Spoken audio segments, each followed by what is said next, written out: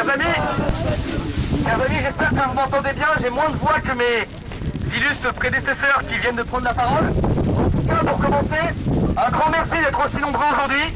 Bravo à vous. Vous êtes aujourd'hui plusieurs centaines et ça fait chaud au cœur de voir que les Français se mobilisent pour défendre notre patrimoine, notre histoire et notre culture. Bravo à vous. Vous pouvez être fiers de vous, fiers de notre combat, parce que ce que nous portons n'est pas une vision à court terme, c'est une vision de civilisation que nous devons porter dans les mois, les semaines et les années à venir. Et puis,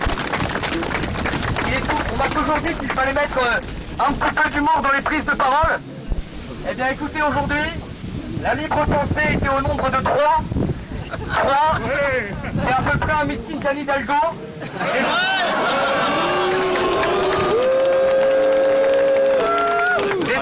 Décidément, la gauche a de la constance dans leurs idées et dans la destruction du pays, comme en termes de mobilisation.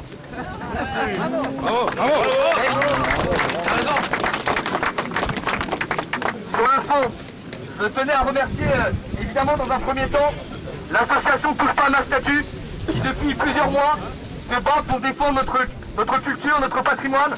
C'est grâce à ce genre d'initiative, grâce à ce genre de projet que nos idées vont avancer, mais que surtout la France sera grande et que nous allons la protéger parce que ce qui se passe aujourd'hui ici à l'île de Ré n'est qu'un épiphénomène de la culture de la destruction qui nous est imposée depuis des années. Depuis des années, on nous explique que nous devons avoir honte de notre histoire, que les statues de Napoléon n'ont plus leur place dans le pays, que les statues de maréchaux n'ont plus leur place dans leur pays, que les statues de la Vierge Marie n'ont plus leur place dans le pays. Et bien aujourd'hui, nous le disons haut et fier, notre histoire. C'est particulier. Nous le disons haut et fier.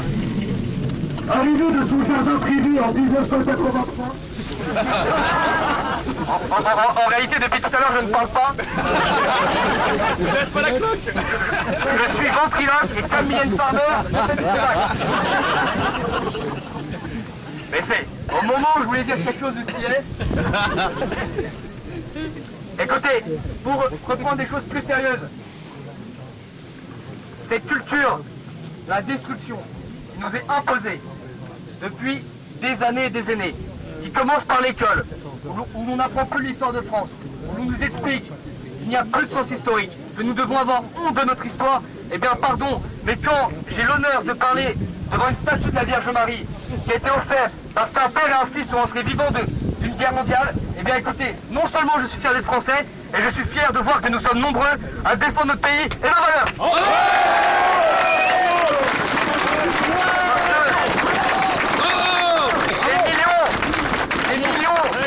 Des millions de Français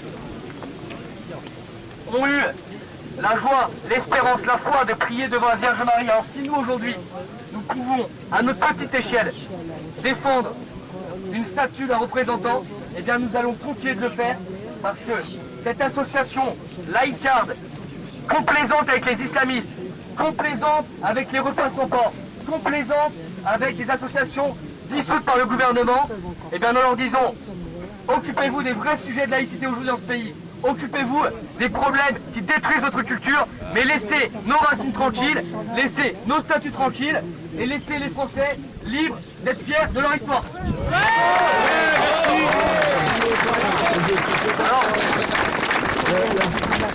Alors, pour conclure, un grand merci, encore une fois, à tous d'être présents, vous venez de loin, vous êtes nombreux et vous avez raison, parce que ce qui se passe aujourd'hui, ici à l'île de Ré, arrivera demain chez vous. Ce qui se passe aujourd'hui pourrait arriver ensuite. Alors, continuez de vous mobiliser, continuez d'être présent sur le terrain, continuez d'être présent là où vous pouvez, continuez de le dire à vos amis, ce n'est que le début de leur entreprise de destruction. Et leur entreprise de destruction se trouvera face à nous, notamment grâce à des associations comme Touche pas à ma statue, qui se bat, et encore une fois, je crois que pour leur combat, on peut les applaudir parce qu'ils sont courageux, déterminés et fiers d'être Français. Bravo!